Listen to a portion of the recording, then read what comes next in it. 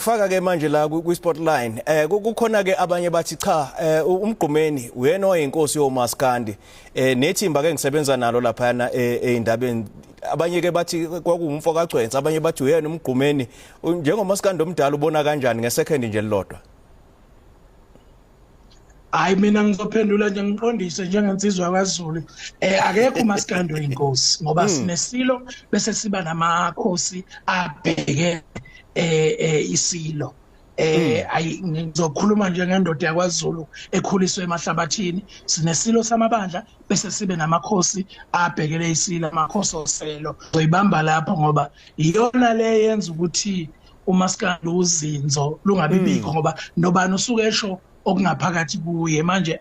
lokho ngicabanga ukuthi kusuke kukuteketisa nje komdlalo engakuthanda kakhulu kubaba uKhoza uThwalofu ngoba uyena laqala kuyelela igama kodwa uKhoza wayengazisho yena wayethiwa abantu ngendlela ayenamandla ngaleso sikhathi umdlalo nje akusinto esingagxila kiyo ngoba kumele ukuthi sihloniphe nezimpande zethu zobuzulu ukuthi yini inkosi lokho okunye mhlambe ngikwesabe mina ngoba igama lenkosi likhulu kakhulu mabutho. Awu washaya somnandi washaya wabeka kuyasho ukuthi hayi insizwa isimkantshubomvu le ithi bonke oMaskandi bayafana kuya nje ngokuthi ke imuphi umculo owuthandile noma icwecwe lalo umculo noma ingoma le oyithandile somnandi sibonga kakhulu ngesikhathi othe wasinikeza sona.